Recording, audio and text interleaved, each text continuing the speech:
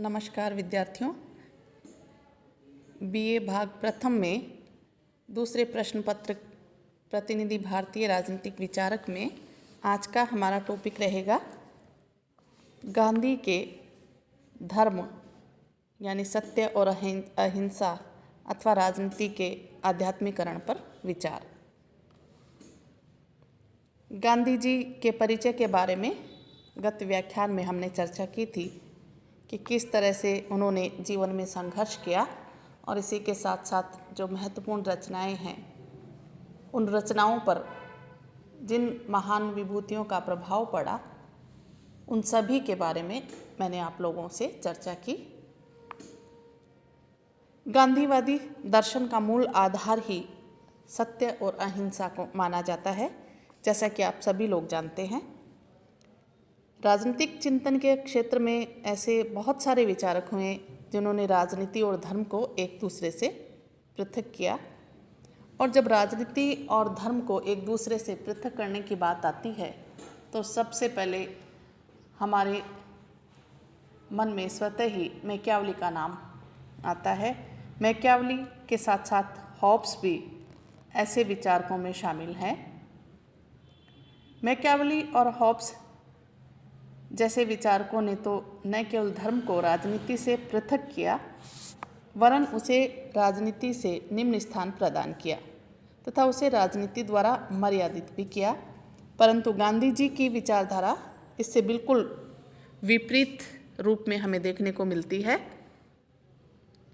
गांधी जी के द्वारा राज्य शासन, समाज और आर्थिक संगठन के संबंध में जितने भी विचार व्यक्त किए गए हैं उन सभी विचारों का मूल आधार ही उनका धार्मिक दृष्टिकोण रहा है। तो इस तरह से गांधी जी मूलतः धार्मिक प्रवृत्ति के व्यक्ति थे और जिस प्रकार उन्होंने अपने जीवन में धर्म का निर्वाह किया उस आधार पर उन्हें भारतीय परंपरा का एक महान संत कहा जा सकता है। एक धार्मिक नेता होते हुए भी गांधी जी धार्मिक रूढ़िवादिता और धर्मांधता के समर्थक नहीं थे और धर्म के संबंध में उनका दृष्टिकोण लौकिक और मानवतावादी था। वे प्राणी मात्र की सेवा ही वास्तविक आध्यात्मिक जीवन का मूल तत्व मानते थे और उनका कथन था कि मानव क्रियाओं से पृथक कोई धर्म नहीं है। इसी प्रकार वे राजनीति शब्द में नीति अथवा धर्म और मानवता को प्राथमिकता देते थे, राज अर्थात सत्ता को नहीं। धर्म के संबंध में अपने इस लौकिक दृष्टिकोण के कारण ही गांधी जी ने राजनीति में प्रवेश कर राजनीति में नीति के महत्व का प्रतिपादन किया। स्वयं गांधी जी के शब्दों में यदि हम जानें तो उन्होंने कहा था, उस समय तक मैं धार्मिक जीवन व्यतीत नहीं कर सकता था जब तक कि मैं स्वयं को संपूर्ण मानवता के साथ एकीकृत न कर लेता, और मैं उस समय तक नहीं कर सकता था जब तक कि राजनीति में भाग नहीं लेता।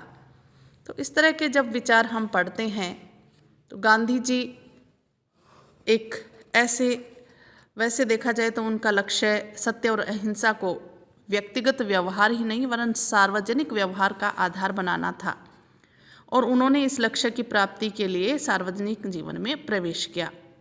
उन्होंने कहा भी था कि मैं यदि राजनीति में भाग लेता हूँ तो इसका कारण केवल यही है कि राजनीति हमें एक सर्पिणी की भांति जकड़े हुए है और हम चाहे कितना भी प्रयास क्यों न करें उससे बाहर नहीं निकल सकते।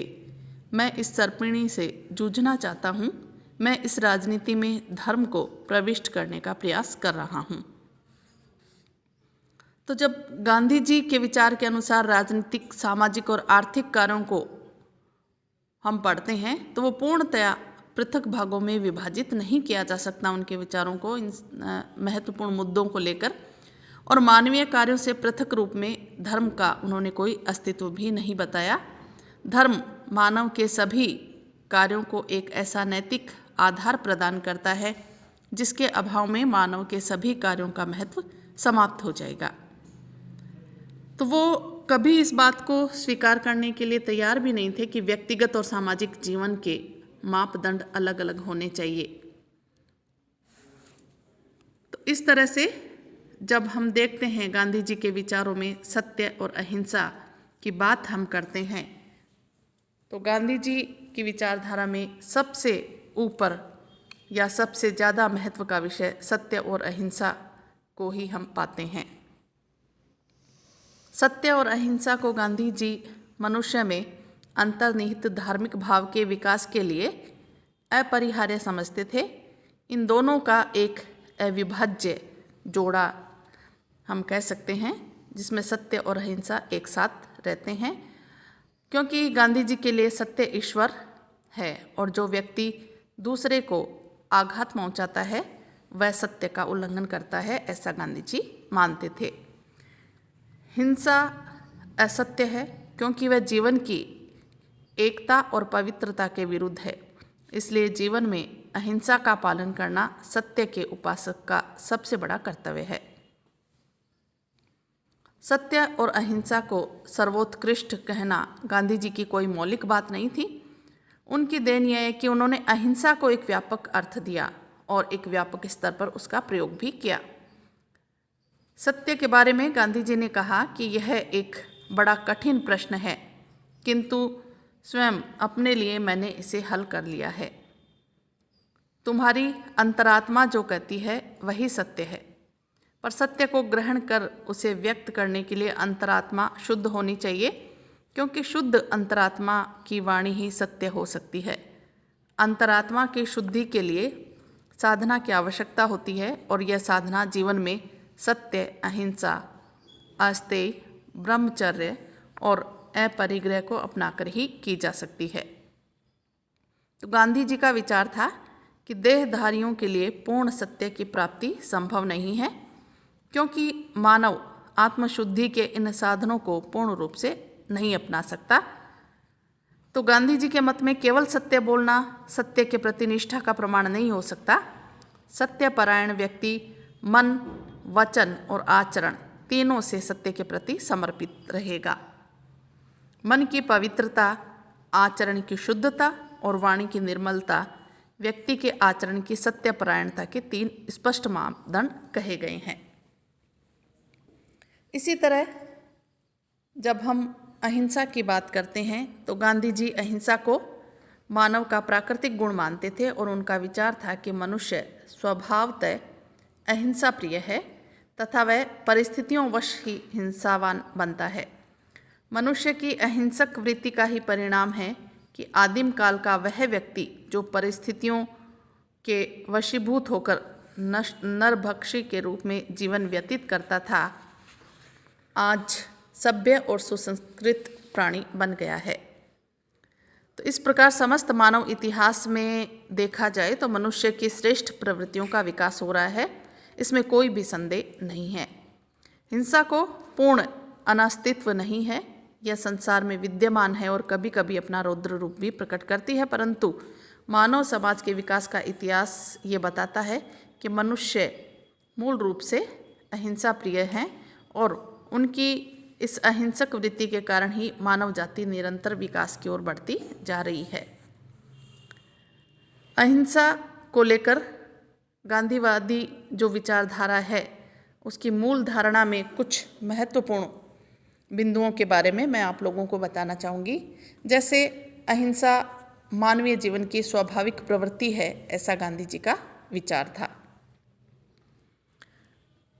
उनका ये मानना था कि हिंसा नहीं वरन अहिंसा ही मानवीय जीवन की स्वाभाविक प्रवृत्ति है। अज्ञान, असत्य और क्रोध के वशीभूत होकर व्यक्ति हिंसक आचरण को अपना सकता है, लेकिन यह नितांत अस्थायी स्थिति है। विवेक और चेतना के जागृत होने पर वह अहिंसा को अपना लेगा। दूसरी बात, अहिंसा हिंसा की तुलना में अधिक प्रभावकारी है, ऐसी दृढ़ मान्यता थी गांधी जी की, क्योंकि वो कहते थे कि इन दोनों की तुलना में नैतिक और व्यावहारिक दोनों ही दृष्टियों से अधिक प्रभावशाली है अहिंसा। हिंसा से कोई समस्या हल नहीं होती, बल्कि हिंसा को ही जन्म देती है और अहिंसा से मन मस्तिष्क पर स्थायी विजय प्राप्त की जा सकती है। तो कुल मिलाकर गांधी जी का ये मानना है कि अहिंसा बहुत ही महत्वपूर्ण मानवीय स्वभाव की प्रवृत्ति है, जो प्रत्येक व्यक्ति के भीतर रहती है। ये हो सकता है कि कई बार परिस्थितियाँ इस तरह की हों कि उन परिस्थितियों के कारण कोई भी व्यक्ति हिंसा से कृत कोई कार्य करे, लेकिन हमेशा उसकी मानव की मूल प्रवृत्ति उन्होंने अहिंसा को ही बताया है। अहिंसा की सफलता को सुनिश्चित मानते हुए गांधी जी ने कहा कि अहिंसा ऐसा अस्त्र है जिसे कोई भी भौतिक बल झुका नहीं सकता। अहिंसा की शक्ति को संख्या या मात्रा की सीमा में नहीं बांधा जा सकता। तो अहिंसा के बारे में ये 2-3 बातें गांधी जी के विचारों से निकल कर आती है। इन्हीं मूलभूत आधार के ऊपर हम अहिंसा का आशय क्या है इसके बारे में भी थोड़ा मैं आप लोगों का ध्यान आकृष्ट करना चाहूँगी कि गांधी जी ने अहिंसा का अर्थ केवल हत्या न करना ही नहीं है या इसी रूप में नहीं लिया है, वरन अहिंसा से उनका तात्पर्य अन्य किसी प्रकार से भी अपने विरोधी को कष्ट न पहुंचाना है। 1930 के यंग इंडिया के अंक में गांधी जी ने लिखा था कि पूर्ण अहिंसा सभी प्राणियों के प्रति दुर्भावना के अभाव का नाम है। इस प्रकार अहिंसा अपने क्रियात्मक रूप में सभी जीवधारियों के प्रति सद्भावना का नाम है। यह तो विशुद्ध प्रेम है। तो अहिंसा का तात्पर्य अत्याचारी के प्रति नम्रतापूर्ण समर्पण नहीं है, वरन इसका तात्पर्य अत्याचारी की मनमानी इच्छा का आत्मिक बल के आधार पर प्रतिरोध करना है।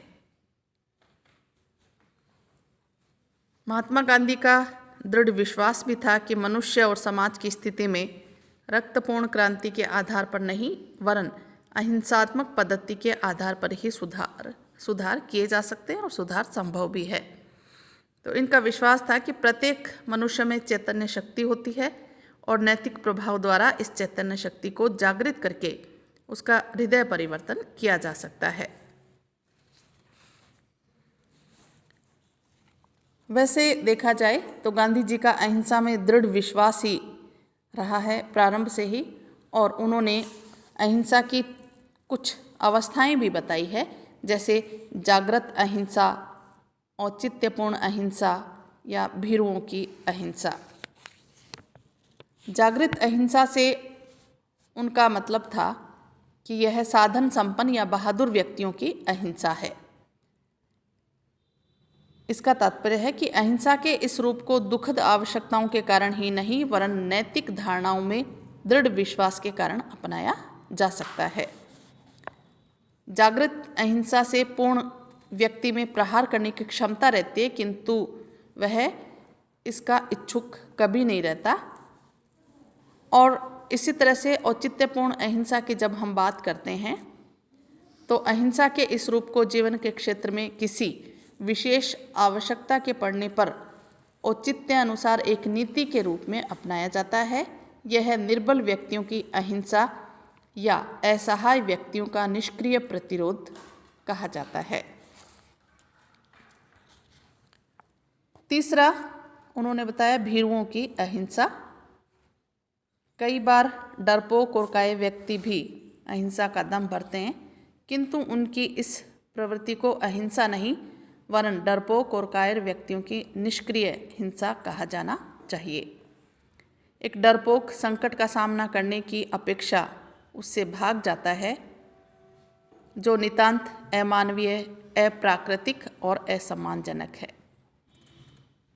तो कायरता और अहिंसा पानी और आग की भांति एक साथ नहीं रह सकते, क्योंकि अहिंसा भीरुओं का या डरपोक या कायर व्यक्तियों के लिए नहीं होती।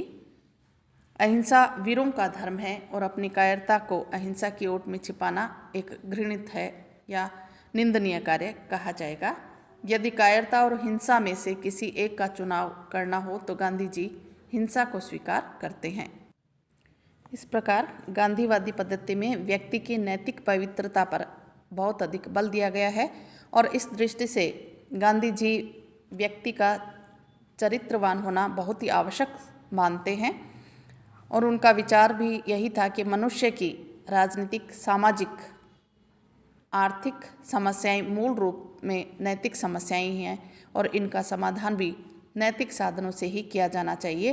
अर्थात सत्य और अहिंसा को उन्होंने बहुत ही आवश्यक माना और उनके विचारों का मूल आधार हम सत्य और अहिंसा के रूप में ही देखते हैं। और हमें पढ़ने को भी यही मिलता है कि किस तरह से गांधी जी ने हमेशा सत्य और अहिंसा के आधार पर ही अपने प्रत्येक कार्यक्रम को सफल भी बनाया और पूरे भारतीयों को ही नहीं वरन पूरे विश्व में उन्हें सत्य और अहिंसा का उन्होंने पाठ पढ़ाया। धन्यवाद।